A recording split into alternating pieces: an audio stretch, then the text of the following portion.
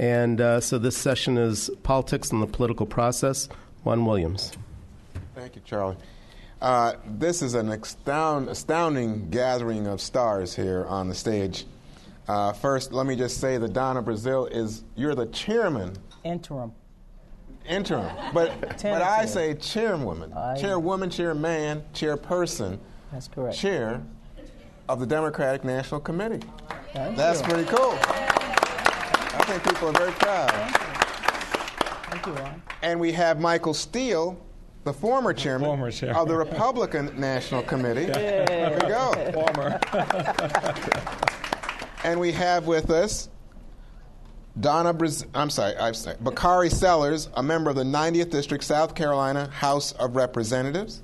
Thank you very much, Bakari, for joining us. And Jane June is with us as well. Jane, thank you for joining us. Thanks for having me. I wanted to start this conversation by talking about how race and politics mix in this new environment where we have much more racial diversity in the country. I hope that many of you were party or heard some of the conversations that was taking place earlier. We have the census report that indicates much larger Hispanic population, much larger population in terms of immigrants in the population. The old conversation was largely black and white. Now we have conversation with a growing population of multiracial people even in this society. So the question becomes, is it a time to move away from the old paradigm that had race, language, ethnicity as a basis for political action? Or is that, in fact, where we're going, that we're going to become more racial in terms of our political discussions in the future? Let us begin with the chairwoman of the party. Well, first of all, Juan, thank you so much, and it's a great honor to be part of this distinguished panel.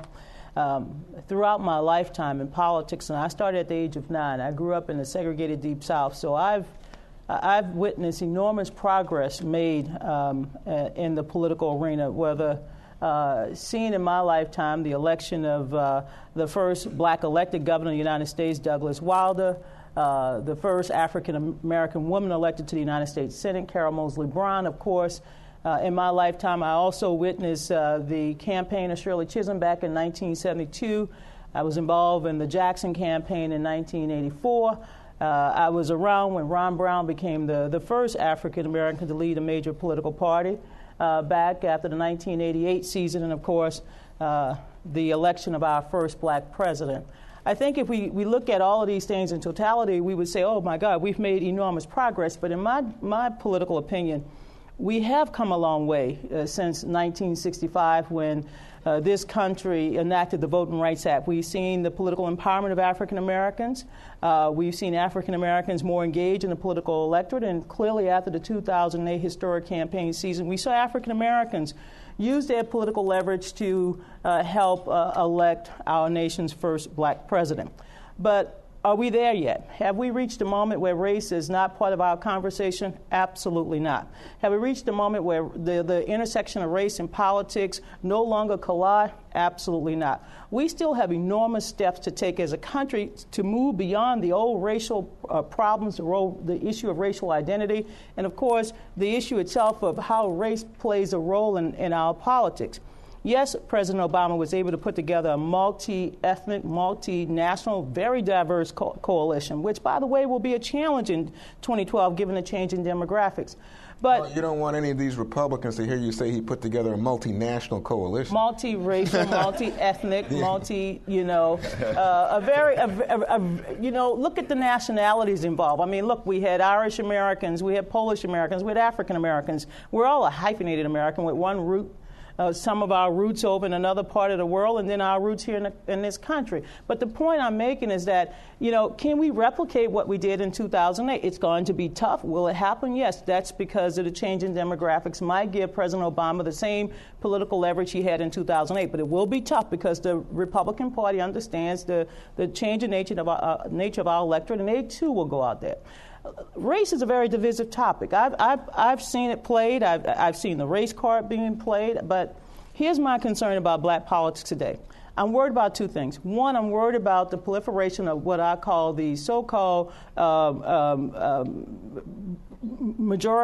minority districts that, on one hand, has given African Americans, Hispanics, and others a significant number of increases in the United States Congress. But at what cost? At what price? Are they able to then take those districts and then leverage them for economic gains or political gains in the legislature? Are we able to elect another, Deval Patrick in the political arena? We have a lot of steps to take for us before we finally can proclaim that we are post-racial, but we've made significant progress. I think we're at that mountaintop moment. We know what the future looks like, but getting to that next phase of our political development will require significant leadership on behalf of racial and ethnic minorities in this country. At a time when our numbers are increasing, we need to make sure that our voices and our messaging are also increasing. And as you well know, Juan, I will address this issue of black women in politics and Latino women in politics, because when you look at the emergence of these two big minorities in this country, we have to take a real deep breath and say, okay, so Latino women, black women, we vote. We vote in extraordinary numbers. But are we voting for each other? Are we voting for ourselves? Are we still going to use our political clout to put men in office when, in fact, we might take a look at ourselves and say, you know what? Why you? Because there's no one better. Why now? Because tomorrow isn't soon enough. Let me ask you, when you look at the racial breakdown that's very apparent now in terms of who's a member of the Republican Party, being overwhelmingly white and senior, and who's supporting the Democratic Party, and it's overwhelmingly younger minorities in this country. I think if you look in terms of President Obama's election, you're 90% black, more than 60% Hispanic, all in one box, President Obama's box. It would suggest that there is now more racial polarization fitting along the lines of political polarization. Am I right, wrong? How do you see this? No, we've always had political polarization. It didn't start with President Obama. I keep telling people Bill Clinton had troubles, Jimmy Carter. That's because when you elect a Democrat, the Republican is upset. When you elect a Republican, the Democrat's upset. So let's get over the fact that polarization started in 2009. No, we've had it for a long time. But here's how you have to look at the electorate. You just can't look at it in terms of race. You got to look at it in terms of education, and you got to look at it in terms of class. I call it WD-40. Democrats have a problem with white Democrats over 40. Be they blue-collar Democrats, church-going Democrats, highly educated Democrats. I mean, President Obama was able to get 43% of the white vote. Will he be able to get that in 2012? I don't know, but he can win with 37%. After all, Al Gore won with 37%, but let's not have that conversation. Wait a second. So what you're saying is, in terms of Democrats, only 37% white. We can win. The Democratic Party can win with 37% of the white vote. I'm not saying that we need to go out there and but I'm saying, isn't that... But on the Republican side, it's overwhelmingly white. On the Democratic side, overwhelmingly minority. Because of the population increases among Latinos and blacks in this country over the last decade, and since the 2008 election. And because more minorities participate in presidential years, yes, you can win with 39% of the white vote. I'm not saying that that's a strategy. I don't speak for the president, nor do I speak for the Democratic Party. It sounds odd being the chair, but since I'm not getting paid, so why not say that I speak for Donna? After all, I've been Donna all my life. You certainly speak, I tell you that. but I know the numbers, and the numbers, quite frankly, Juan, would suggest that the president can win with the coalition he had in 2008, but he needs to make sure that there's a voter registration campaign, there's a voter education campaign. But here's what I was trying to say to you was, you're saying that he can just get a percentage of the white vote, and that the polarization I'm talking about, an overwhelmingly white Republican Party and a party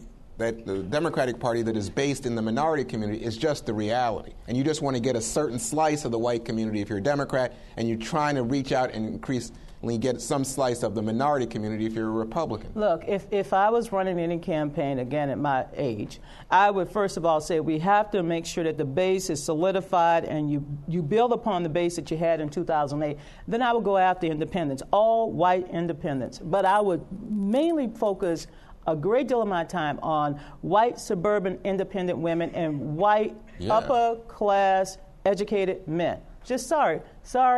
I'm sorry if I offended anybody who's a blue Joe six-pack plumber, electrician. I'm just saying that's the reality of where the votes might be. You might be able to persuade but that's them. racially polarized. Let me turn to Michael Steele. So, Michael, what's your take as a Republican on the idea that it's the Republican Party looks to be the white party and the Democratic Party looks to be the multiracial party? It's very true. I think that's been part and parcel the stumbling block for Republicans since about 1956, 1960, in that the party executed certain strategies to play national politics, not realizing or at least appreciating that a lot of the action is taking place on the ground in small communities that are growing, where you have diverse interests, diverse ideas, and certainly diversity of race and ethnicity. During my chairmanship, I made it a point to actually go out and try to engage and conversate, largely because I recognize exactly what the chairwoman recognizes to be the fact. The demographics in this country are changing so rapidly in such a degree that if we don't get our act together, in 5 years, we won't matter. It will be totally irrelevant. Wait, you're saying the Republican Party as a white party? As a party. I don't care what color it is at that point. But as a party will not matter unless it is prepared to go out and engage people in the communities where you find them on the issues that are important to them in a language that they understand and appreciate. And unless you begin that effort, seriously, none of this, outreach, which is nothing more than a photo op for a bunch of white folks to stand around and say, I know somebody who doesn't look or sound like me. That's the harsh reality. Now, a lot of folks in the party when I was chairman didn't like to hear me say that, but that is the reality that any chairman has to deal with when they look at the growth in Hispanics, the growth in women, the growth of blacks, the growth of a cross-section of this country. And folks, it's not in New York City and Harlem or Washington, D.C. and Southeast. It's in a little community in the middle of North Dakota. It's in South Carolina where the Hispanic population is taking off like you wouldn't believe. It is in neighborhoods and communities where you wouldn't typically think that you're going to see this kind of growth. So the party has enormous opportunity, in my view, to really create a competitive strategy to effectively go after your vote, in competition with my friends in the Democratic Party, that will allow the ultimate empowerment of the individual. Because at the end of the day, if you're not empowered as a citizen of this country to exercise your constitutional obligation to vote and participate in this democracy, rather this republic, then we're not doing our jobs. Every election cycle, what do you hear the press talk about? Now, a lot of it's noise and spin, but they're out there trying to suppress the vote. We've got to battle against this perception that we don't want people to participate, that we don't want people to vote, that we don't want people to engage. Because again, if we allow that to persist, we become less relevant in the political dialogue as a party. And that's something that, at least during my 2 years, I don't know what you're going to accomplish in 3 weeks, but in 2 years, we tried to get this done. Ladies should have more than 3 weeks, by the way. Yeah, we all agree. But that's a whole nother conversation. Let me ask you, Michael. Do you think that we will continue to have voting along racial lines in the United States? I hope not. I think. No, but what do you think? I think for the foreseeable future, yeah, unless and until someone is able to go out there and on the Republican side of the aisle and really capture the imagination again. The last time a significant majority of African Americans voted for a Republican for president was 1956. It was Dwight Eisenhower. That's a heck of a long time to be out in the wilderness politically with a group of Americans whose interests you should have at heart because you are inextricably linked to that interest historically. And so to sort of jettison it to the side and to take a strategy or to take an idea that, well, they won't vote for us, so why bother, or, you know, they're lockstep in the Democratic corner, to me is short-sighted. So my hope is that as we get ready for this 2012 presidential cycle, as our men and women decide to enter the race for president, that they enter it fully. And that means that when we host an event at Morgan State University or any other HBCU for the presidential candidates of the Republican Party to participate, that all of them show up. And all of them participate in that conversation with my community. Now, I say that not as a Republican, but as a black man who happens to be Republican, who believes the party offers a different set of choices for my community to choose from, you know, for themselves. And that gets into a whole empowerment question and a whole bunch of other issues that I'm sure we're going to touch on. We're going to touch on it. Jane June is a political science professor at University of Southern California. And Ms. June, I wanted to ask you about when you hear this conversation in which we are talking to two political professionals here, and they're saying they just assume that we are going to continue to have racial voting in this country and almost broken down by the parties. How do the new elements being introduced into the political structure fit in terms of people who are immigrants or people moving around inside the United States, internal migrations in the United States, you know, different concentrations of minority populations? How does that fit into this political structure that we have today?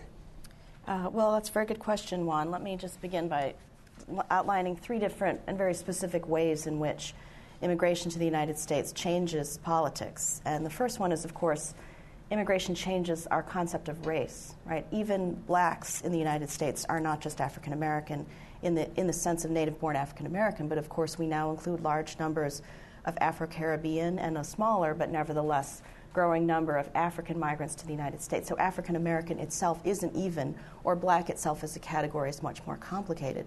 The same is also true with respect to the growth in the multiracial population. The President of the United States is a multiracial American. And as a result, immigration itself complicates the notion of race. Let's not forget that, of course, when we think about migration, we also have to think about the use of these categories, the use of racial categories as political mechanisms. For example, during the Japanese internment, Japanese Americans were located by using census data. So when we think about categories of race and their change over time and how it is that we think about their use, that we need to think about them in political terms. So the fact that immigration is changing the racial landscape of the United States is, I think, the very first and most important question with respect to what kinds of categories do we even think about when we analyze. I noticed that no one has mentioned Asian Americans yet on this panel. And so that's what I will do. And I will speak about that with respect to the second basic political change. And this is a very basic political change as a function of migration, not just with respect to the very significant growth of Latinos. Asian Americans are growing as fast.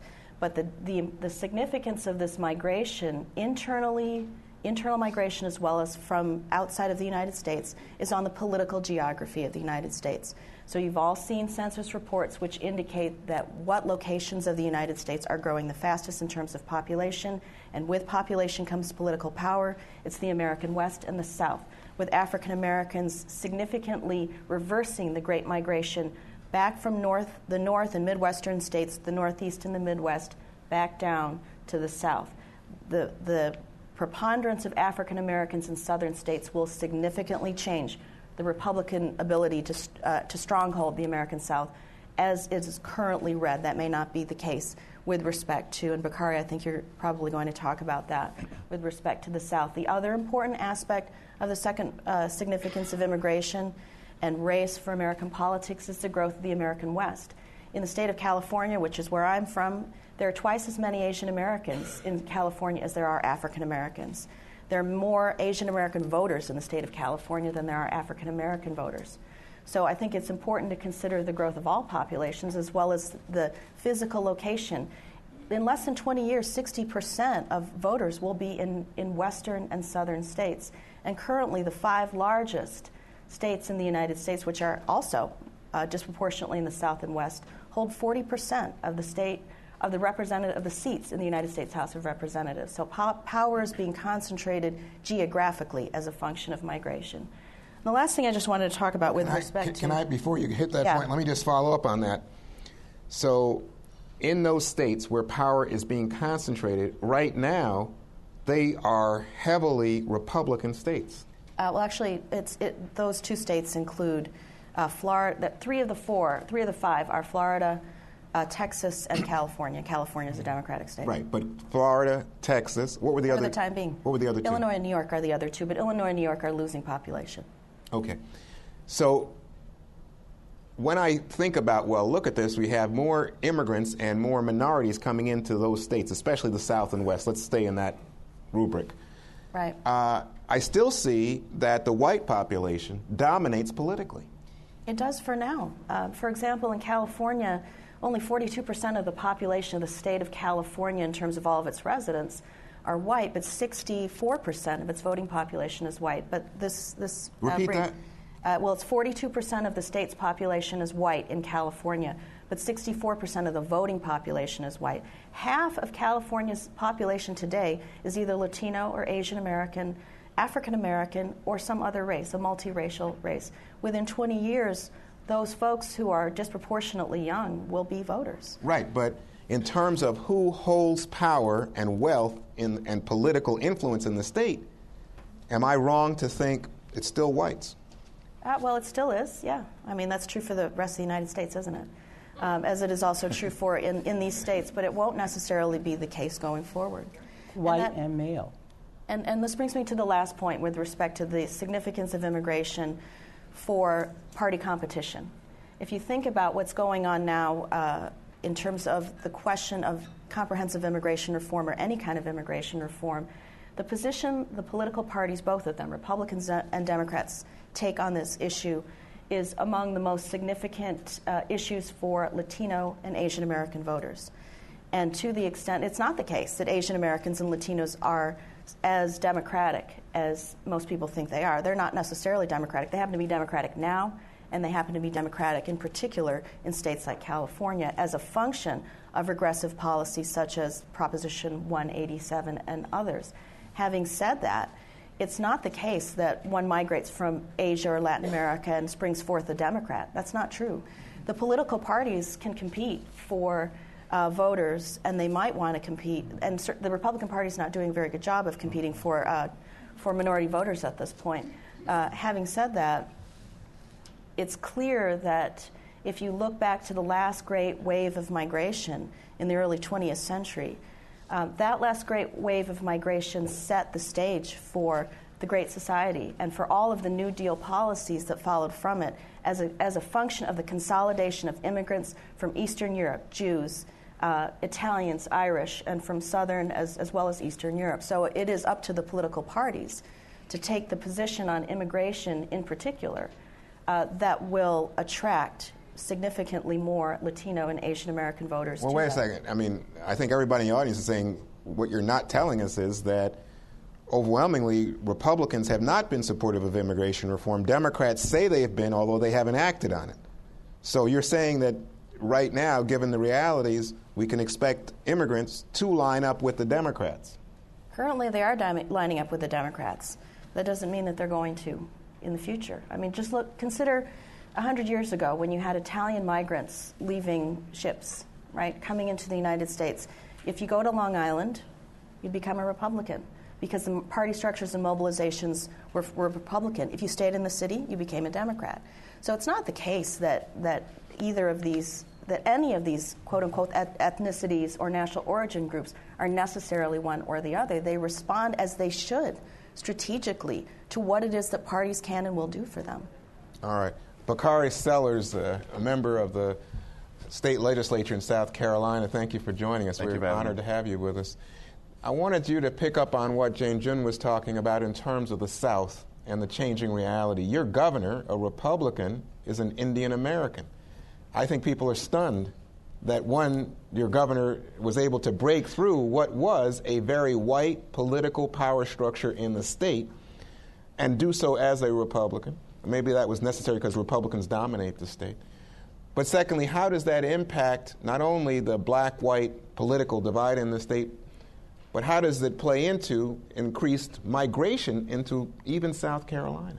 Well, that's a good question, and thank you for having me. I got elected when I was 21 years old in South Carolina. You're 22 now? 26 now. Oh. So I like to say I've been in politics my entire adult life. But South Carolina is very interesting, and we did not only elect Nikki Haley to be our governor, but we also elected Tim Scott. I think that they're representative of an anomaly. I don't think that that's any trend. It's an anomaly. Sarah Palin dominated the political discussion. She came down and endorsed both candidates, and they won. Wow. So I think that is just a flash in the pan. It's not reflective with where we are as a state. Barack Obama has done something quite interesting, though, by having very high or robust African-American turnout, as well as Hispanic turnout. He's put the South back in play for Democrats. He won North Carolina.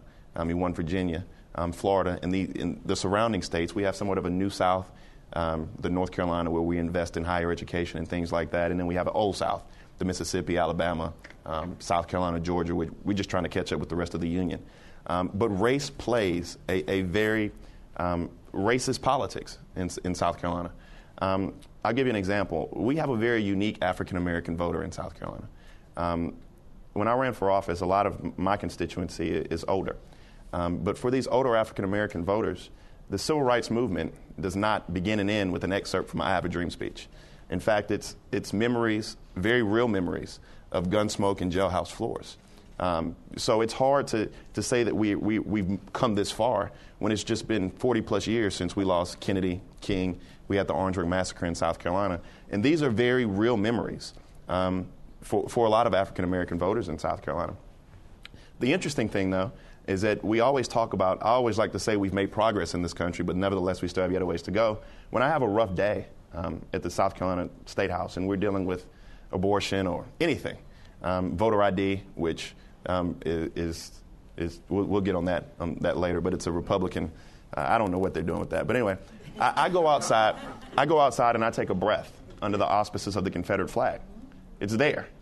And in South Carolina, Georgia, Alabama, this week we're celebrating the Civil War or the War of Northern Aggression. I mean, depending on where you are.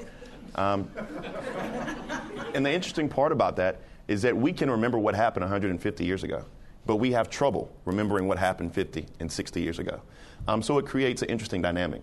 And you know, I was born in 1984, so I didn't go through Jim Crow. And you're not but 26. Don't She's growing faint. But I was born in 1984, so a lot of the inhibitions that plagued my father and his generation are no longer there for me. But every day I go to work, it's like I carry that chip on my shoulder much more than he does. Because you have to remember that. You have to remember from which you've come in those struggles. And that's why things like voter ID and taking away this fundamental right of people to vote bothers me so much. And it's those type of policy that are disturbing the African Americans. I mean, in South Carolina right now, making our way through, we have Arizona-style immigration. Now, we haven't been near the border in a very, very long time. I mean, I don't necessarily know what we're doing, but it's that type of persecution or policy. And let's not call it persecution; that's probably too incendiary.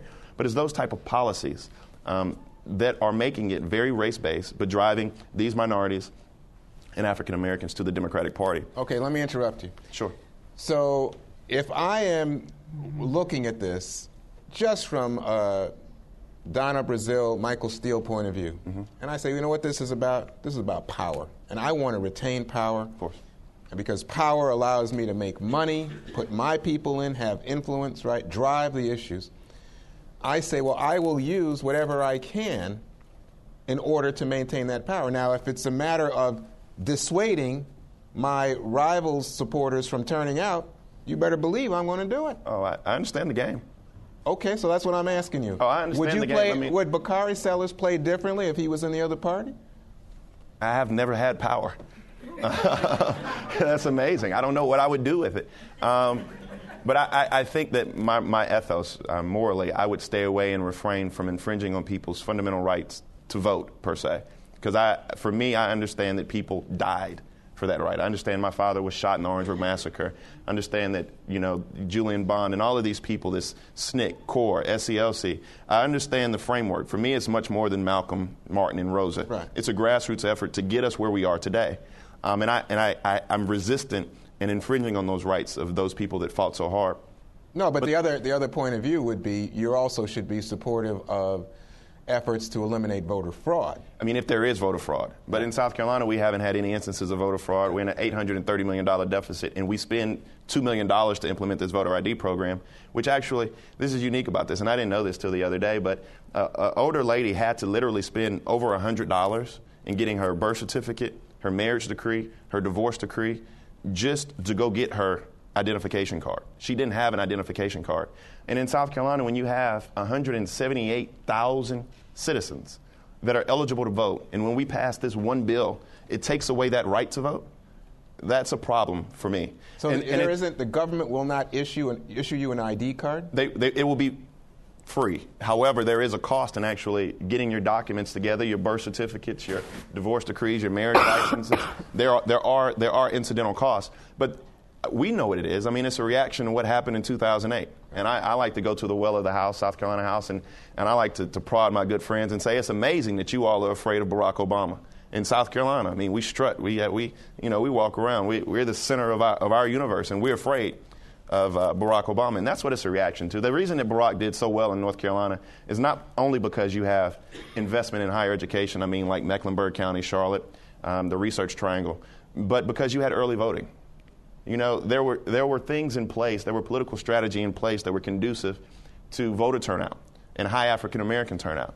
And what the Republican Party is doing nationally now in Georgia, Indiana, South Carolina, Ohio, is they're attempting to stymie that through things like voter ID and other things. All right, one quick question coming back to something that Ms. Brazille raised, which is that she was talking about the concentration of power, that you have black congressional districts where the black members tend to get reelected at a very high rate, but then the consequence is you have a high percentage of white Republican districts that also have high reelection rates.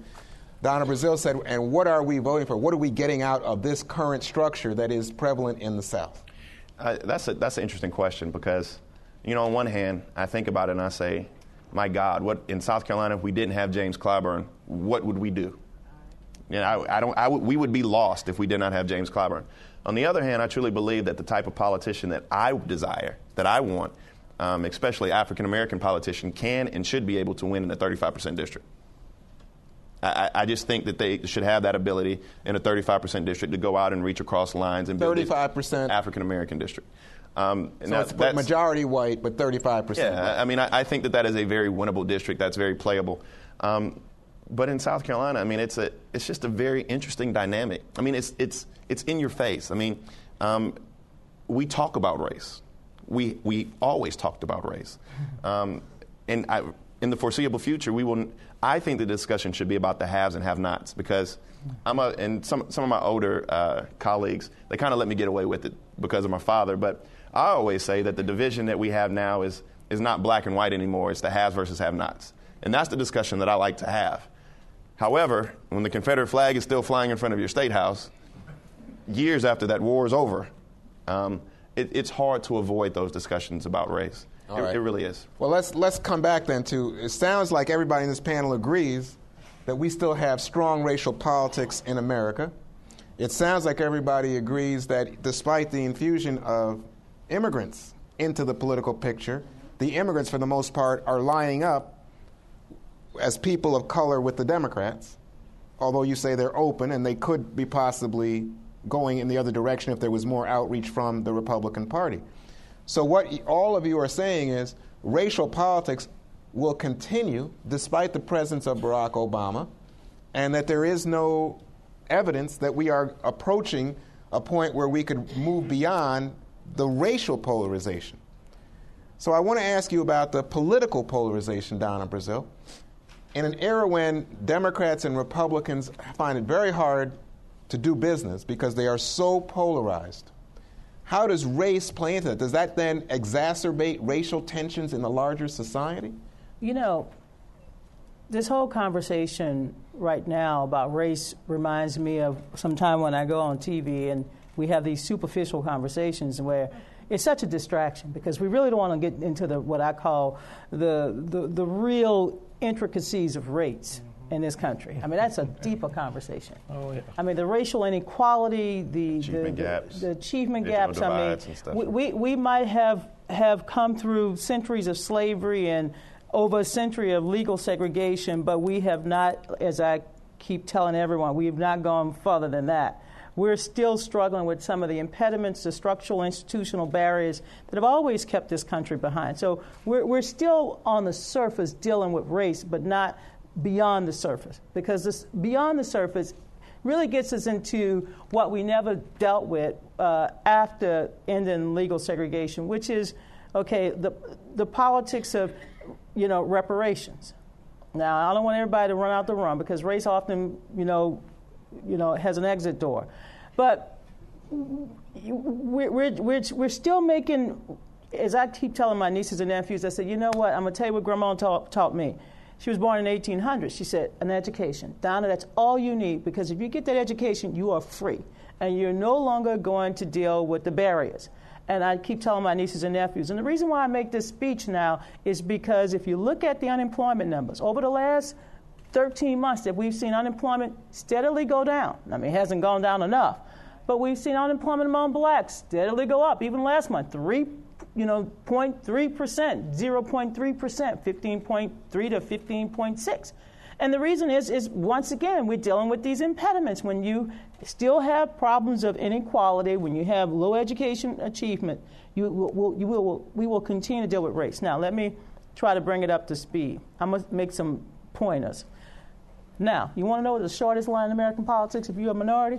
Republican. Go get in that line. Hell, you can get elected statewide. You know why? Because when you are a black Republican, or Hispanic, or Asian Pacific American, or you name it, you're not perceived as holding on to the status quo. Those programs that benefit those people. I mean, the majority of white Americans believe that every program out here, every government program, benefit those people, and that they're taking our money and our taxes for those people. They have no concept that they're, one, enjoying the same programs, often at a much higher rate than we are, and two, no, we're not taking the money. The money is going somewhere, but it's not coming to us. Trust me. It bypassed to get over. They even made us stop. That's my view, not the view of the Democratic Party. Let's not confuse the two. And so black Republicans often have this short line. So, yeah, maybe Mr. Scott will see another re-election because he's not perceived as holding on for government services for those people. He's seen as, oh, man, he's not even black, just by having that label. Same as Susana Martinez, the newly elected Latina in New Mexico. Mm-hmm. So that line is shorter because the public perceives the Democratic Party is holding on for government programs for those people who are taking our money. That's the reason why we've had such a very deep and abiding trouble of getting the white vote. Look, wait, Bill you Clinton. You said public, but what you meant was white. Yeah. Okay, so you think whites hold on to this perception that Majority the Democratic whites, Party... Not all whites. Okay, but yeah, majority, that's what I'm saying. We're talking generalized terms. We're talking about, look, the middle class in this country is squeezed. Blue-collar workers, black, white, brown, and I don't want to offend anybody by using the colors and not the actual ethnic, background. But blue-collar workers are feeling squeezed, and so when they feel they're squeezed, they're going to blame it on somebody, and ultimately that blame goes to those people. All the urban myths out there. When I saw this recent thing about we got to have scholarships for white people, I said, didn't we have that for 300 years? But we got to have it now. Why? Because this fear, this fear. So look, the conversation on race is often a distraction. It's the most, what I tell people, I say, it's the most disgusting conversation ever.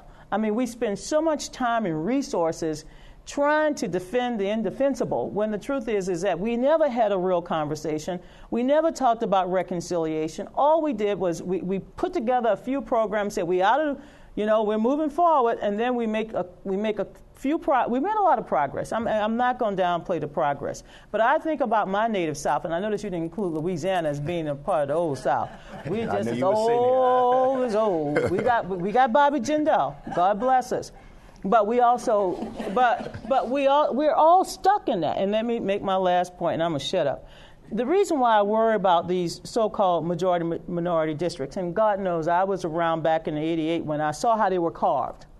And it was a perfect way for many of these black legislators were just trying to get some political empowerment. They were trying to get a little bit because the Democrats were still holding on to the little power and the fiefdoms and all of that. Look, the Democratic Party has had to be moved too. I mean, I was there when we had to move the Democratic Party, and I'm still there to move the Democratic Party, even in 3 weeks. There's a black woman get 3 weeks, but I'm not complaining because Debbie Wasserman Shaw, she's a woman, she takes over, and God bless her, she's going to keep it for 2 years. But here we are, we're carving out these little districts, and then we're stuck there. I want more than just a few handful of districts. If we really leverage our political power, we wouldn't have 44 members of the Black Caucus, we'd have 76. We would have more than, almost 70 members of the Latino and Asian American Pacific Caucus. We would have more people. But when you're stuck in these districts, all these places, how do you leverage your power so that you become a statewide official? The reason why North Carolina could be turned blue is because we had Dan Blue, Ralph Campbell. We've had African Americans run statewide and win. Same is true as Virginia. We've already laid the groundwork. So you got to look at how you lay the groundwork. And that's the problem with black politics in this country. If we don't lay the groundwork, if we don't go out there and run statewide and begin to expand our messaging, expand our reach, expand our districts, expand our borders, then we are stuck right where they want us. And we don't have enough moderate Democrats or Republicans to give us the political edge to become statewide officials and ultimately President of the United States. You are just terrific, but you've said so much, and I just want to try to because I know I'm on a panel. No, believe me, you're much loved here.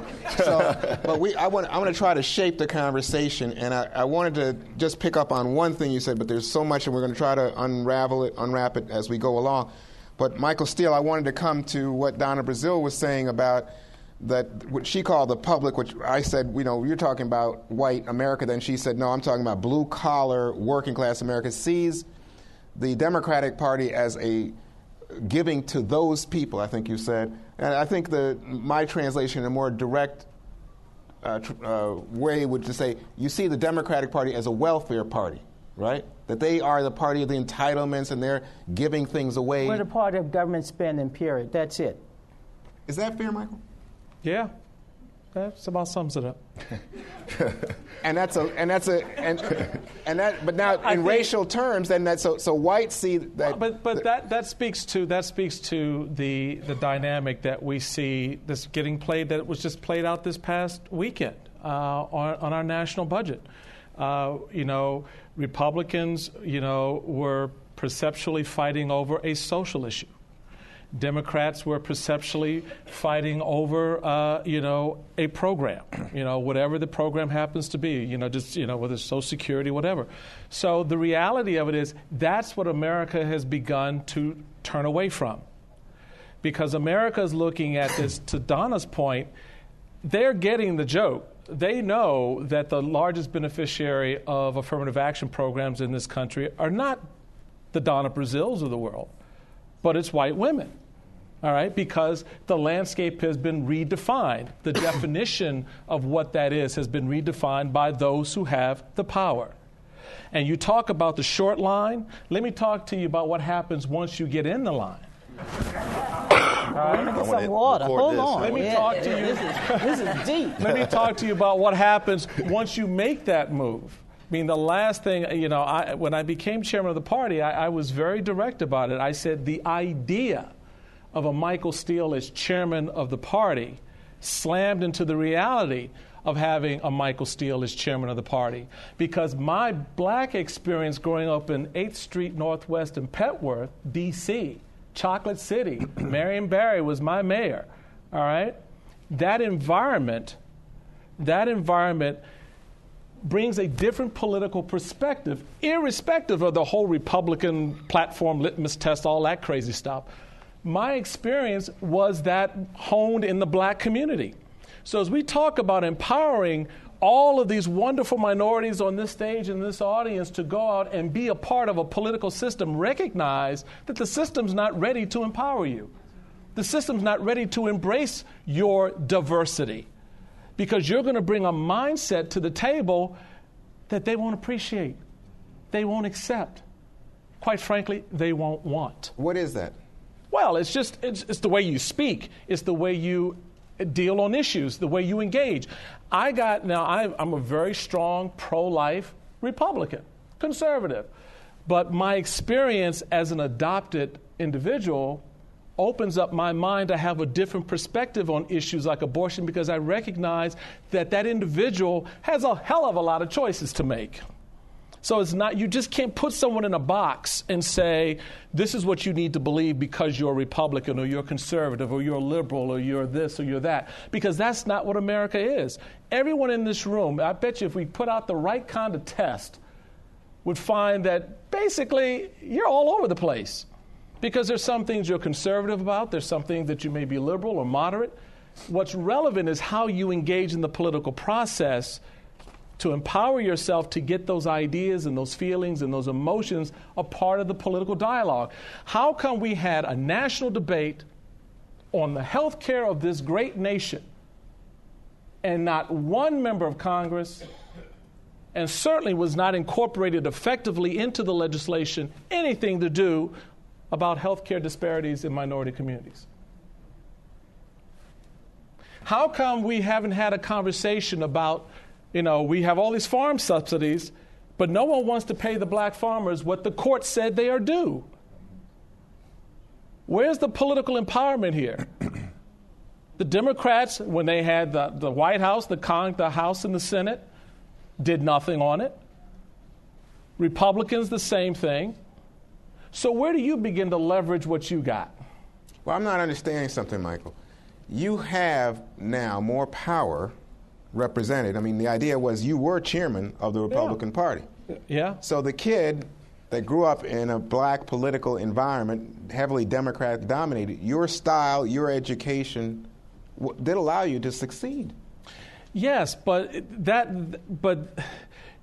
how you define that success and how that success is executed, it's all a part of the political landscape. If you're not a part of the club, if you're not a part of the group, you didn't grow up in that particular family, political family.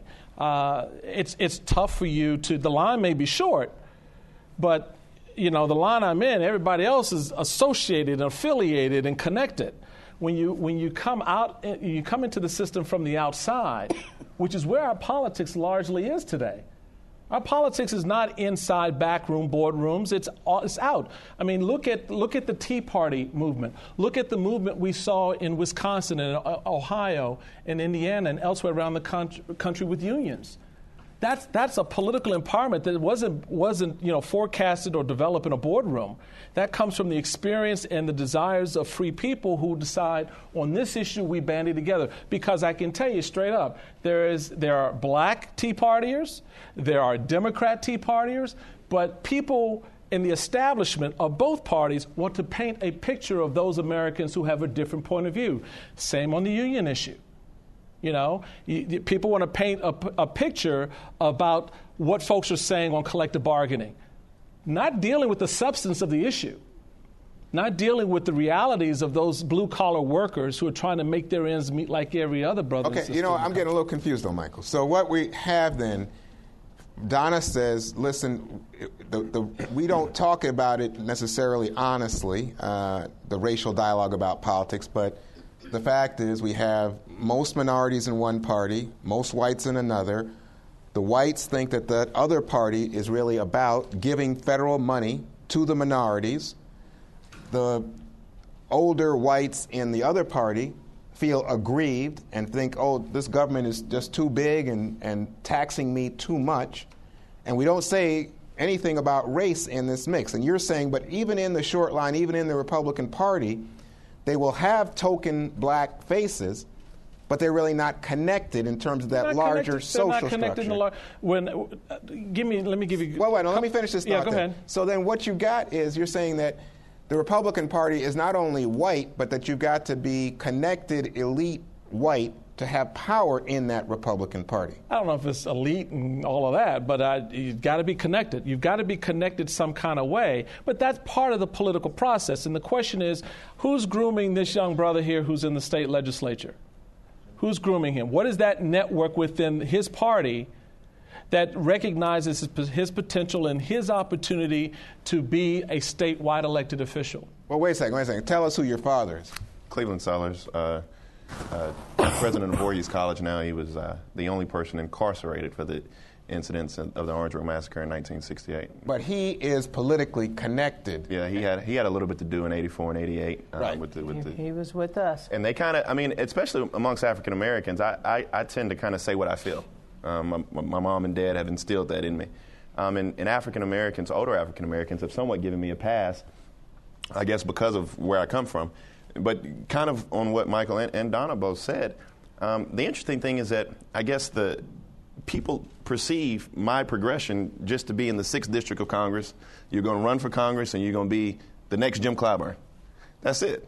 I mean, that is how we groom our African American public officials. Right. I mean, that is where you'll go. That ain't what I want to do. That's the stop sign. That's why I said that is the ceiling. Exactly. Because in South Carolina, what no one will tell you is this simple fact: you cannot run statewide from the black district.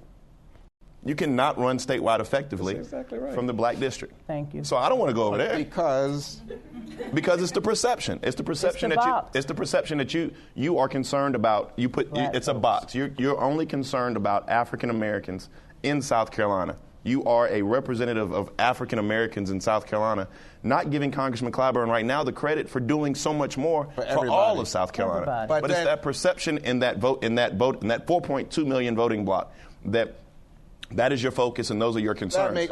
But Donna, just to finish up on this quickly, because I want to just pick up the pace here. But people who are now elected officials, Hispanic, black, Asian, they say, wait a second, we broke barriers to get here, and we finally made it here. You described this dynamic earlier, where I was struggling to get a toehold, and now I have my district. And what you and Bakari Sellers are talking about is breaking apart this structure with no promise that I will be able to have office. I'm saying that we can still win in those districts that may not be 52% black. I think we can still win. As many members of the Congressional Black Caucus and the Congressional Hispanic and Asian Pacific American Caucus in districts that are 35%, districts that are 40%. We have a handful of those members right now that exist. Barbara Lee comes to mind because I was out in California this weekend. So I'm just saying we got to make sure that structurally we're not put in this box, whereas in 10 years from now we're still talking about 44 members of the Congressional Black Caucus, 27 members of the Hispanic Caucus. One thing I have to mention, let me just put this government thing in context. Bill Clinton was seen as what? A moderate. What? He attacked welfare, balanced the budget, cut spending. When you do those things, you go back into this government fit. I mean, this perception that you are what? You're getting those people off of welfare. They got to work, personal responsibility.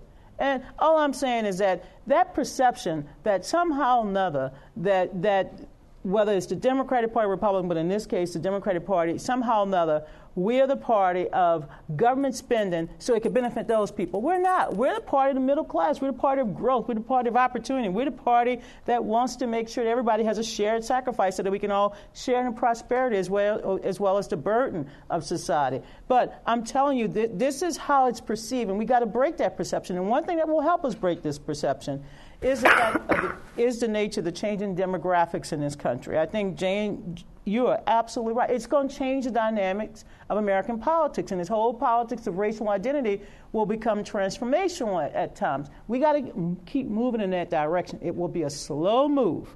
We're going to look at the last 40 years and say, damn, that went by fast, because right now it's going to get slow. It's going to be slower, but that requires leadership. And I want to say something about Michael, because I've been involved in politics. Can you hang on for just a second? That brother won. He did win. He won everything that he was given to win. But he wasn't in the political class that wanted a winner. He served his purpose. I'm sorry, Michael. I'm serving mine for 3 weeks. Yeah, no. Hey. 3 weeks with the gavel. Pass it on. And we are the most useful. If black women didn't show up to vote for the Democratic Party, we wouldn't have a Democratic Party, but that's another panel. But he served his purpose. And now the political class, the dynasty, want that seat because now we need a party chairman who will now serve the next purpose. Now, that's politics. Michael and I both understand. We've been in the arena. We're not sitting there saying, it's politics. It's politics. And you know what? He's going to live to see another day, just like I will, too. Oh, they're going to have to deal with the brother. Oh. Absolutely. All right. So here we come now. From your perspective, we need to go to the fact that the politics are changing, but I still think we are locked in. Now, you say the next 40 years is going to pass quickly, and you're going to see some of this breakdown. You can see a Bakari Sellers running from a 35% minority district. If that changes, then you see the South changing. Then you see the West changing. Yes. Then you suddenly see that there is the possibility of more competition for the minority vote. Is that what you foresee as well, Jane? Well, I mean, it depends. It depends on the kinds of issue positions. Minority voters are just like all voters. You know, we're not any different in as much as we vote on things that matter to us. Well, there's one big difference that you cited, lower levels of participation. There are lower levels of participation now because many of the people, I mean, who are in the immigrant communities, of course, they're going to be naturalized citizens, so they're going to participate at a lower rate, as naturalized citizens always have. 80% of adult Asian Americans in the United States are foreign-born. It takes a while to learn the American system, become a citizen, and get naturalized, and then register to vote. And the same is true for Latinos. Even though more Latinos in the United States are U.S. born, Latinos are not disproportionately immigrant. They are, however, they do take longer to naturalize and vote as a function of the fact that the immigrant population is much larger within these two communities. But immigrant voters or minority voters, we vote on the basis of issues just like everybody else. We're as rational voters as white people are.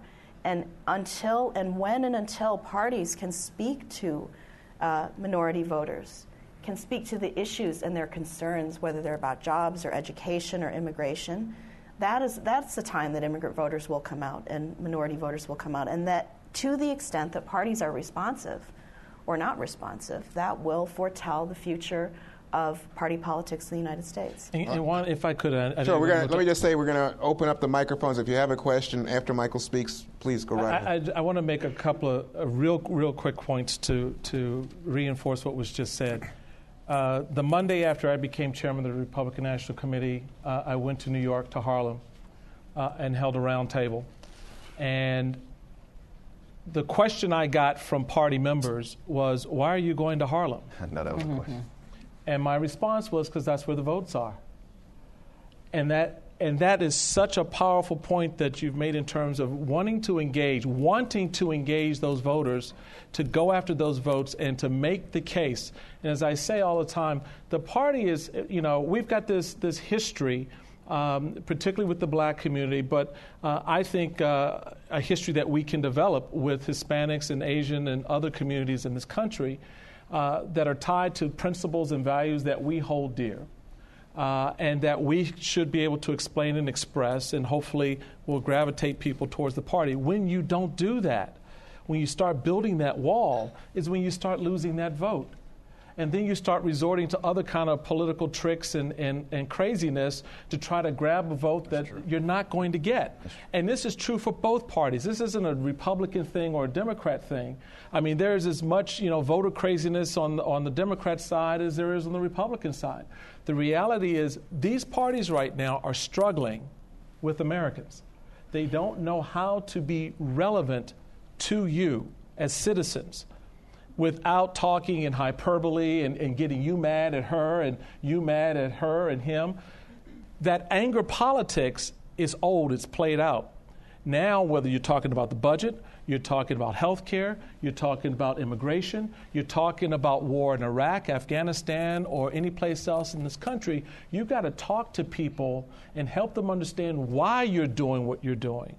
And I don't think both parties are really prepared to take that on yet. And that's so they're still playing racial polarization as part of the larger polarization, is what you're saying.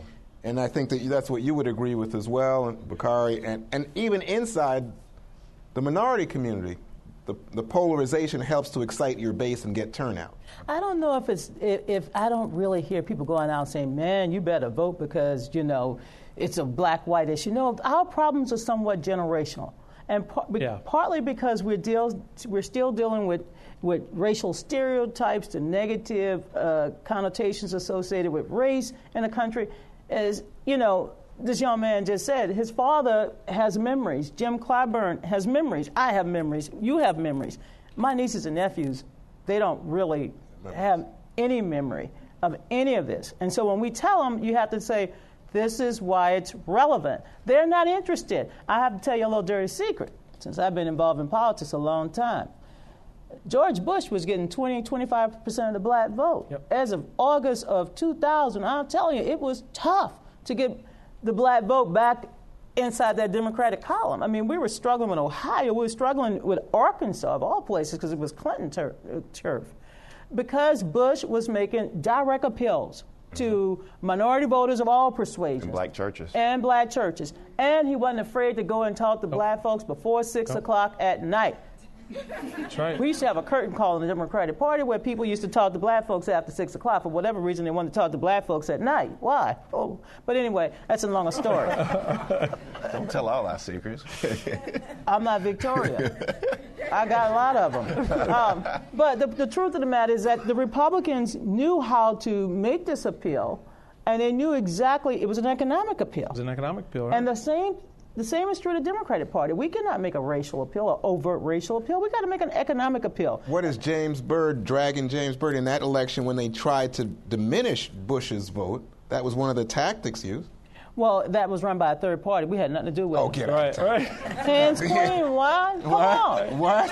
Why are you trying to? The statute of limitation hasn't run out. No, but I'm saying you say Democrats don't play racial politics. I'm not saying we don't play. I tell you, we had a 6 o'clock strategy. Of course, we played it. Everyone has played the race card. We're not purists here. This country, we don't have any purists when it comes, maybe Native Americans. But we're not purists when it comes to race. The race card has been played up and down the deck. Well, that's what I say. What I'm saying is that over time, racial identity will not be a factor because the racial identity is already blurring. It's blurring in many states. It is. Right. And so we have to be very careful not to make a direct racial appeal, whether it has to be based on economics and aspirational goals of all people, and you have to be very careful. We're not talking past tense yet, but I'm just telling you, it's been a struggle. That's where we're going. A struggle. All right, I appreciate that, Mr. Flowers. Thank you for the opportunity. I'm Gary Flowers, Executive Director of the Black Leadership Forum, 51 national African American organizations. And I pose this question in the spirit of the late Dr. Ronald Walters, preeminent political scientist. And on the adage that to do the same thing over and over and expect different results is at least insanity. The winner-take-all two-party system in which we now live, I believe, is inherently undemocratic.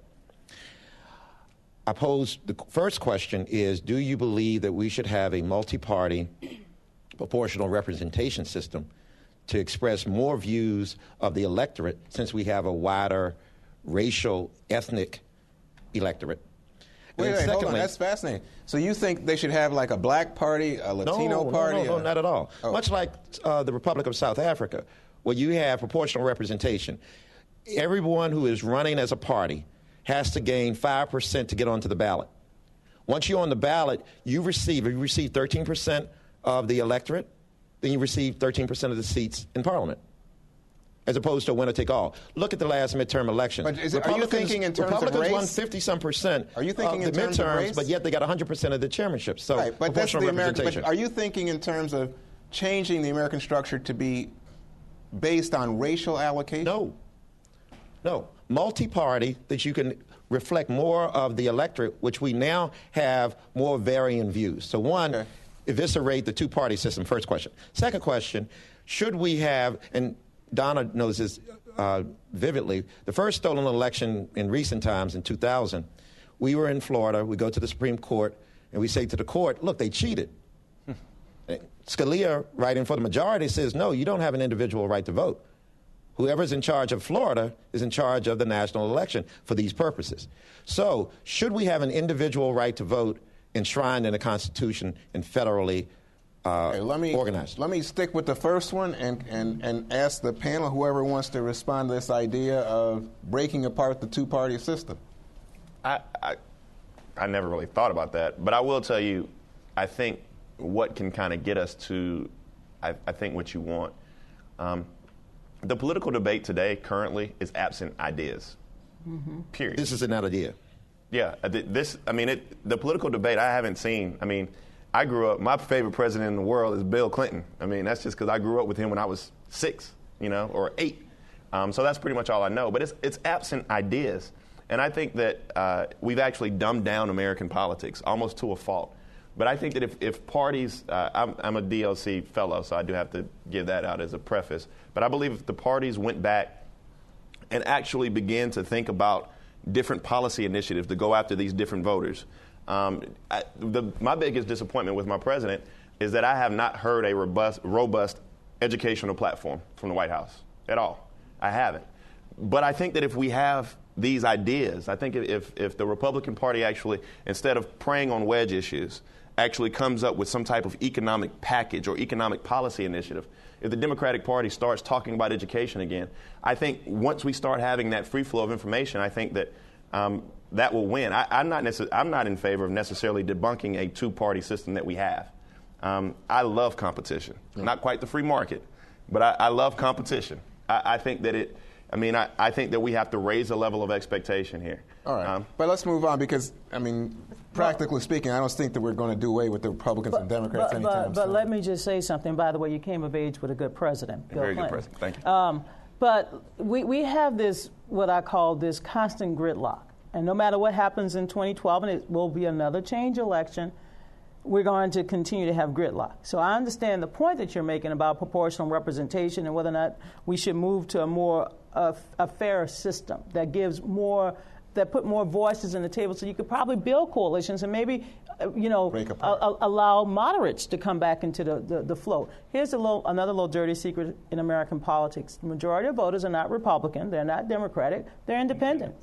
In order to win next year, you cannot just appeal to the choir. You got to go out to the congregation, and they're independent. But will these independents be allowed to vote in presidential primaries? And that's where the sticky part, because many of our primaries are closed to independents. They don't get an opportunity to vote but once. Now, next year, I will have 3 votes. I will vote here in the District of Columbia.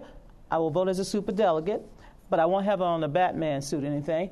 And then, of course, I'll vote in the general election. But an independent voter in the District of Columbia will only be able to vote once. So that's the little dirty secret. So we got to find ways to enlarge the electorate, but also empower more of the electorate that do not wish to align with both political parties. That is a more deeper conversation. And here's the other problem. We got to talk about finances. Because we're now in an age where if you don't have $3 billion in the bank and maybe $4 billion in your bank account, Juan may be the best candidate. Clearly, he might be the best looking one too. But unless he has deep pockets, he's going to work every day of the week. Thank you. All right, next question.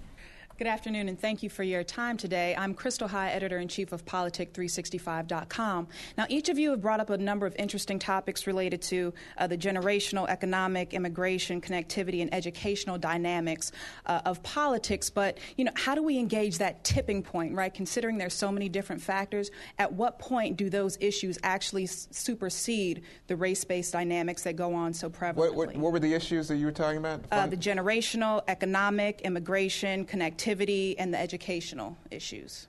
Okay, so let me ask you, Jane, when you hear about this economic issue, immigration issue, at what point does it supersede Republican and Democrat, you're saying? Yeah, and even the race-based politics, when do you start playing to specific constituents? Like, we understand you're interested and concerned about the economy. We're going to make that, the focal point of whatever's going on. Republican or Democrat? Right, from both angles. That plays to what you're saying about a dearth of ideas, right? Well, October 25th of 2010, People magazine read an expose on schools in the country. Courtney Cox-Arquette, I think that's her name, was on the front of it. They profiled one of my schools, Denmarcola Primary School. And what happened was when we sent the People magazine reporters out there, they went in the kitchen It was the day after school was over, and the roof collapsed. The whole roof collapsed. And it didn't make a lot of noise in South Carolina. In fact, nobody knows about it in South Carolina unless I tell them, because that's not atypical. That's schools everywhere. But what we have to do is we have to start addressing those issues at the root. We have to start going in these communities where those schools are falling apart. And be they black constituents or white constituents, they all go to this school. And they deserve better, and they want better. So what I do is I go to a house that has a Confederate flag flying on the front of it. It happens all the time. And I knock on the door, and I say that your kids do not deserve to go to a school in a building that the cafeteria is falling apart. Now, it doesn't matter if I'm black, brown, green, yellow. I have spoken to someone at their core about a major issue that affects them directly. And all I want to do is sit down with you and hash out ideas about how we change that. We can't raise the tax millage in my district because we don't have any industry. I can't bring in any industry in until I improve my schools. I'm in a catch-22. So until we start having those debates, and we have to find issues that go to people's core. Mm-hmm. And I think that example is something that I try to do in South Carolina. She's saying she's looking for issues that would get us past the racial polarization? Well, I think you gave a perfect example of how, on a local level, you start going in and speaking to people. But when do you see that local approach actually, occur on a national scale? Well, just a quick 30-second, that was the last 8-9 months of my chairmanship, was defining our strategy for the fall election, not through the eyes of the Republican Party, but through the eyes of the citizens. It was part of the reasons I got on a bus for 7-8 weeks, went to all 48 states, neighborhoods, big and small, was to take the message directly to that community. Some communities I would go in and I could rail all day long about health care. Other communities I would go into, and I knew the issue was education. So we talk about education. I talk about the fact that the administration had cut opportunity scholarship for minorities here in the District of Columbia, my hometown, from my high school, Archbishop Carroll. So you find that connection point, which was just restored, by the way, by the Republican. And it was wrong, morally wrong, politically in the House, but to cut it. No. I don't Okay, you too. But this is my money, my tax dollars, and it should not go to cut money for kids to go to schools that Barack and I could afford to send our kids to. The point that you're making is to go in and to speak to those needs as we found them, and to address broad issues or more narrowly tailored issues, and that's how you begin to connect with voters. Jane wants to pipe up. Well, not being related to any political party, I don't think we can look to the parties at all or to existing political leadership in the sense of party-based leadership to answer your question, right? Because the parties don't want to eliminate themselves. Who would? If you were in power, if you're the man, you don't want to give it up. The parties are still the man in American politics. And likewise, they will use, as strategic actors, the best resources available to them to continue to divide. And this is why we don't have moderate candidates. So if you are concerned as citizens and voters to think about how to change politics, you're probably not going to do it by the party system that we have today. Right? Ordinary individuals have to come together to do that themselves. And I think there's just one last thing that I want to note, and that is Donna's point about independents. Independents are larger as a group. They're not the majority, but they're larger as a group than either Democrats or Republicans. So there are more people who call themselves independent than either call themselves Republicans or Democrats, not combined, but alone. And in addition to that, about 10% of America's population calls itself a race either that is other or more multiracial. That is almost as many African Americans as we have in the United States. That's more than the Asian Americans we have in the United States. I think Americans would like to get beyond, the system that we have, but we are in something of a stranglehold with respect to the way that the parties have provided not only possibilities for us in terms of candidates, but also the range of issues that they are willing to engage us on. And that results then in when you have the overlay of race in politics, that it adds to the polarization. It might continue to exacerbate that. I mean, after all, we are all multiracial. my mother would say that I'm not, but we're all. She'd say, no, you're 100% Korean. But we are all multiracial, and we know that. We share many more things together. If we all took the genetic test that Henry Louis Gates gave to himself and 10 others, and I think this very interesting documentary, Faces of America, we'd probably find a whole lot of similarity between us rather than racial difference. Next question. Mm-hmm. Hi, good morning. First of all, thank you all for sharing your insights with us. My name is Juana Hernandez, and my question today is directed more so to Dr. Jun, but I would like to get all of the panelists' feedback. First, I wanted to point out that the census data that we've all been looking at has shown that we are moving towards an increasingly diverse population, which includes a heavily foreign-born population. As Dr. Jun pointed out earlier, many of those are U.S. naturalized citizens, and then we also have U.S.-born citizens. However, we also have an increasingly vocal and politically mobilized, undocumented population living and working within the United States. And in part, in response to that high visibility, we've heard people calling for changes in how we define and even conceptualize citizenship. So I'm curious to know whether you all think that we do need to move towards a new definition of citizenship so that we can have greater political inclusion, and if so, what those definitions might look like. Well, no nation in the world has a policy of letting anyone in. I mean, not to my knowledge.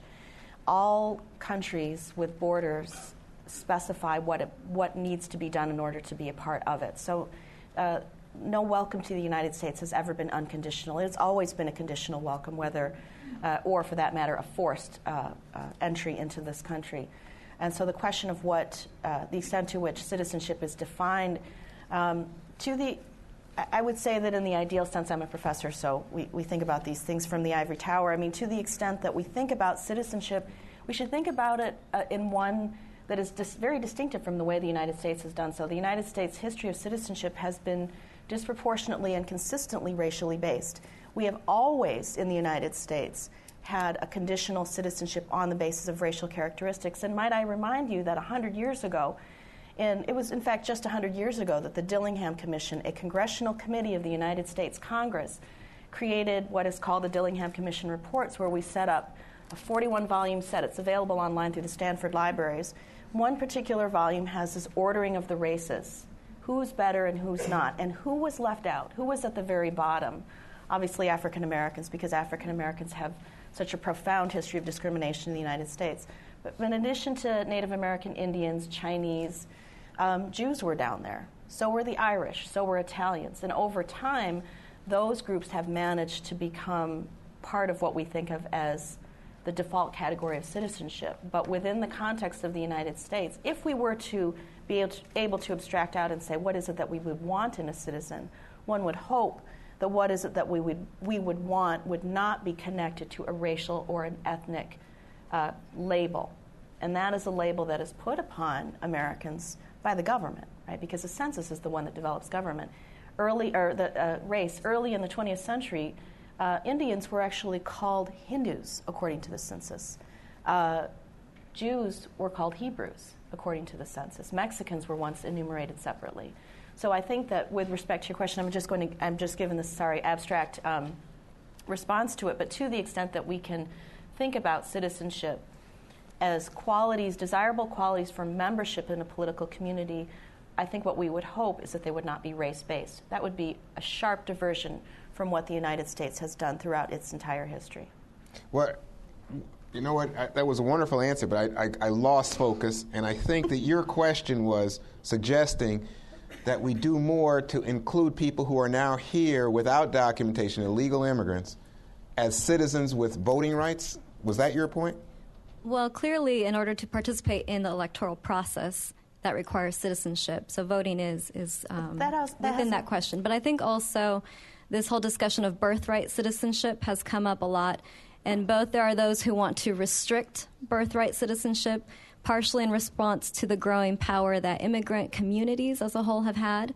But there are also those that want to scale back birthright citizenship because they see that as too narrow. So one side says it's too broad, the other side says it's too narrow. Well, in the United States, we have allowed people to vote who are non-citizens. In fact, it exists today, not in federal elections, but in local elections, Minnesota, parts of Minnesota, I believe Washington, D.C., Tacoma Park allows it. And in the United States, we have often allowed non-citizens to vote. That would be one way of thinking about how to bring people into politics before citizenship. I find that hard to believe. It's true. But there's a great book by a guy named Ron Hayduk, Hayduk, and it's all about non-citizen voting. There's a history of non-citizen voting in the United States. That's amazing. All right, well, next question. Hi, my name is Nicole Turner-Lee. I'm with the Joint Center for Political and Economic Studies. So I have a question. So we've been talking about race, as a social construct. It's there, but we've got to look beyond. And I think Donna's point about being aspirational, about race not being a factor, is true. We're going to see that. But, I got the big but, though. The issue that we still have is that the Tea Party, though it is small, has managed to package a message around race. There are undertones in their language around taking back our country that are very racially driven. I think some of the things that we saw, for example, with the government shutdown and the attack on women's health is also showing a retreat back to how we are different. And I think going forward with the 2012 election, we're going to see more of that. And so I just would like to put out there, not to break the bubble of us being in this world where everybody can get along, we're multicultural. Race and racism still exist. Okay, let's stay there for a second because this is an interesting conversation. Michael, here you hear someone saying that, the race card's getting played aggressively by the Tea Party. I don't. What's the evidence of that? I don't see instances where you're looking at a whole swath of people who are raising political issues in a racial context. There are, when you say, they're saying take back America. How is that different when my friends on the left were saying that as a consequence of the war in Afghanistan leading up to the 2006 and the 2008 elections, who were saying we need to take our country back from George Bush? Well, so is there a difference? Is there a difference when someone on the left says we want to take our country back versus someone on the right saying it? Well, or is it? I heard some people say yes, but my point is, you're going to get a disagreement from me on that simply because if that's the standard, then you're going to have to show more to me, and I think to a whole lot of people. Other than just your saying it. And, well, hang on. That's been part of the dynamic. What if she said, Michael, but when an older white population says we want our country back, that implicitly then has racial overtones, and especially when they're pointing fingers aggressively at the first African-American president? Well, look, that may be the case with an older white population. I don't know what's in their mind when they're saying it. I can, if they're from some part of the country where that's, a pervasive attitude with respect to Barack Obama, yeah, then you could probably put that context. But I guess my point is, what I'd like to see us do, really tagging what Donna was saying, we're not going to make that aspirational leap unless we begin to seriously look at where those instances are and call them what they are, as opposed to painting with a very, very broad brush on both sides, which is what we've been doing in our politics since about 2000. The politics of this country fundamentally changed in the 2000 election cycle. We became red states, blue states. We became conservative, liberal. Everyone had to fall into a camp. And let's get to what we were talking about, independent voters. The independent voters sitting there going, well, where do I fit into this? And so I just like us to be more careful because, I just spoke at Columbia University last week, and someone raised this exact same point. And this young African-American student stood up and says, well, wait a minute, I'm a member of the Tea Party. You saying I'm racist? Right. Well, and I just want to clarify on that, and I think you're right. I'm a sociologist by trade, so I'm a doctor, but so we've watched this at the Joint Center Political Trends. The issue is, anecdotally, there were rallies in West Virginia where there were no African Americans or Latinos or Asian Americans talking about take back our country. And Eugene Robinson speaks nicely in the Post, several articles around how we have to be careful about that rhetoric. And I think the rhetoric that we just recently saw with the shutdown indicates there will be a retreat on certain segments of the population if we're not careful. And Donna, I think to your point earlier about race, and I really want to speak about the 2012 election. So what do we have to do in the 2012 election to manage those expectations? Because as you've said, it's, the trends that we see are going to ebb and flow. But what we're seeing now, unfortunately for me, it's very disconcerting because we are seeing, different segments of the population now come out with these different tensions. And the prior panel addressed it as well. If it's not a racist undertone, it's also the cuts in social supports. It's an economic one. And it's the spiral effect of where it's hitting. It's not a race issue. It's class warfare. It's a warfare. Right. And I know that we're wrapping up. I deal with the Tea Party on a regular basis in South Carolina. I was at a public hearing last Thursday, and I said the Republican Party was the most liberal group in the room. I mean, we had Carolina Patriots, we had 4 different county Tea Parties there. I mean, it was unbelievable. I'm gonna get in trouble for saying this, and I like when they fill my inbox up. But the Tea Party is a fad. The reason it's a fad is because it doesn't have any political depth. You can't have a movement with no depth. There's not one idea, and I'm big on ideas, but there's not one idea that has ever come out of Rand Paul or Jim DeMint's mouth. So it doesn't necessarily have to invoke this fear. I mean, it's a small minority. I think it's a very small minority in the Republican Party that's extremely loud. And I'm very, very happy that those people who are now... I'm sorry, I don't mean to cut you off. Can I just make one very clearly distinguishable point? The Tea Party is not a part of the Republican Party. There are members of the Tea Party who associate themselves with the GOP. Some associate themselves with the blue dog element in the Democratic Party, not at the same degree and the same level. But I mean, everybody wants to make this leap because some in the media have done this, or some in the Democratic Party have done this, or elsewhere. But the reality of it is, after working with the Tea Party for 2 years, when there was no Tea Party, back in February of 2009 or in March of 2009, understanding where they're coming from and what their argument is, it is an economically based argument. By and large, they're not socially motivated or driven. There are those who've tried to move into that movement to do that, but they're not. If you take a Tea Party... You mean they're not racially driven? They're not racially motivated. They're economically driven. Now, that whole dynamic changes. Any movement catches on and everybody wants to be a part of it because that's the engine that's turning. But let's be very clear here. The Tea Party does not associate itself as being a part of the Republican Party, and the Republican Party cannot co-opt it, we cannot claim it, we cannn't control it. And so you've got to understand that this is a movement that is out there of people, very much like we saw coming out of Wisconsin over the last few months. People moved by an issue that motivates them, angers them, frustrates them. So I think we've got to be very clear about that. I'm going to make 3 quick points. Well, I tell you, this panel's going on. I believe the Tea Party grew out of frustration with the Republican Party, starting back as early and during the Bush term. And the frustration with 2005. That's right. The frustration with the Republican Party. They were steaming mad after 2006. They largely stayed home in 2006 when the electorate fired the Republican Party, and they reemerged as a force in American politics and the storyline and the narrative in 2009 and, of course, 2010. There's a certain backlash that we see. We remain stuck, I believe, in the ideals of the 1960s and the backlash of the 1980s. And this goes to the core of the role of government. And I think in 2012, one of the big questions, and I talked about the electoral math already, is whether or not a child born in poverty in the United States of America can become president one day. And I mean, that's the story of Barack Obama.